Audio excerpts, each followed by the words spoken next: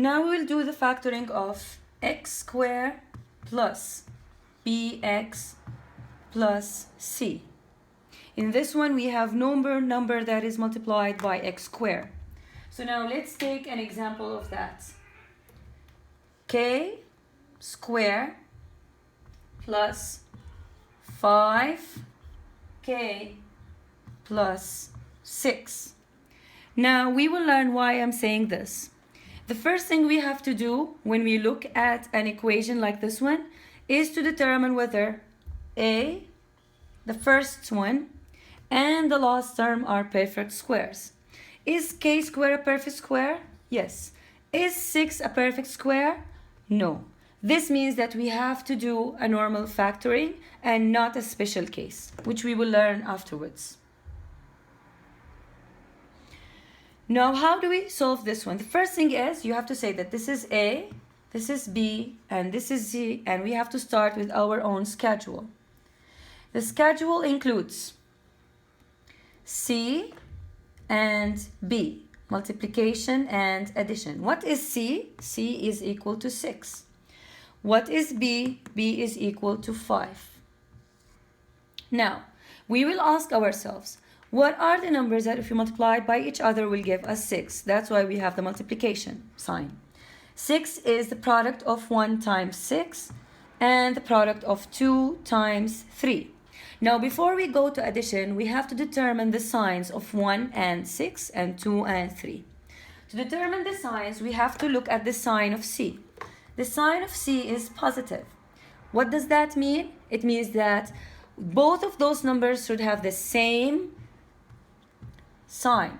And this same sign is either both of them are positive or both of them are negative. And how we will know? We should look back to the B sign. If the B sign is positive, it means that both of them are positive. But if this one was negative, it means that both of those numbers are negative. And this is actually logical. Why? Because if we have a positive sign for C, which is a product of multiplication, we can get a positive sign by two ways. Either both of those numbers were positive or both of those numbers were negative. Now, since B is positive, this means that both of those numbers have positive signs. And now we can add. 1 plus 6 is 7. 2 plus 3 is plus 5, which is the number that we want, which then this says, so which two numbers we're going to use for factoring? 2 and 3. To factor this one, it's now simple and it's done. We open two brackets. K squared is actually K times K. 6 now is the product of plus 3 times plus 2. And if you try to multiply those two by each other, you will get this, and this is correct. Now let's take another example.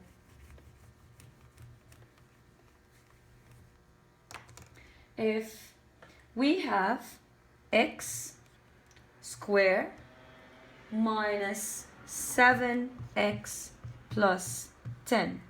This is A, this is B, this is C. When we look at it, x squared is a perfect square, but 10 is not, which means normal factoring.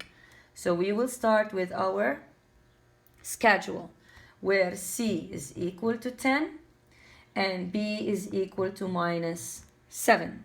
What are the numbers that if we multiply together will give us 10 by each other? We have 10 times 1 and 2 times 5. We said before adding, we have to determine the signs. What is the sign of C? It's positive, which means what? Those two numbers, they are either both positive or they are both negative. How we will find out? We have to go to B. What is the sign of B? It's negative. It means what? That both of those numbers have a negative sign. So 10 is negative, 1 is negative, 2 is negative, 5 is negative. Now let's add. Minus 10 minus 1 is minus 11.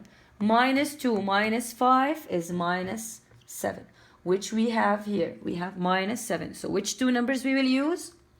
Those two. Now we are done. We open two brackets. X squared is x times x. 10 is the product of minus 2 times minus 7 and minus 5, sorry. Minus 2 times minus 5 is plus 10. X times x is x squared. Minus 2 minus 5 is minus 7. So we are done factoring this one. Let's take the last example, which is the last case on such factoring, when we have two negative signs. N squared minus 3n minus 10. Again, n squared is a perfect square, but minus 10 isn't. So we have to start with the schedule, where c equals 10 or minus 10 and b equals minus 3. For 10 we don't care because we're going to determine the signs.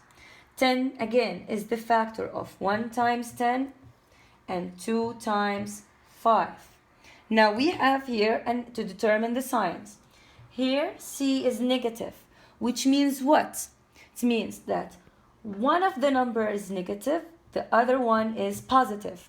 And it's logical, as we said, because we can get a negative sign in multiplication if we have one number that is negative, the other one is positive. Now, which one will determine which number is negative and which one is negative? Again, it is the B sign. The bigger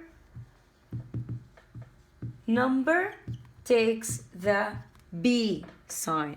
So between 1 and 10, 10 is negative, 1 is positive.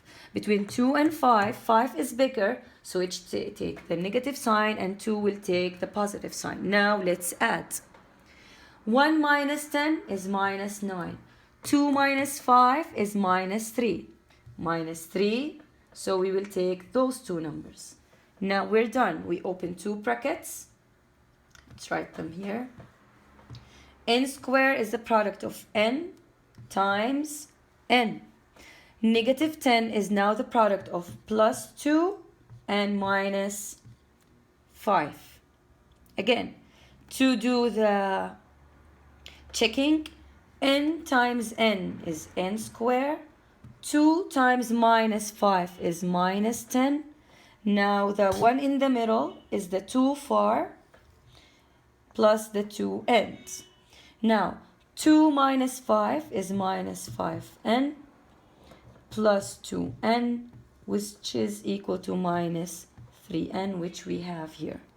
Now we're done with all the cases of factoring of x squared plus bx plus c.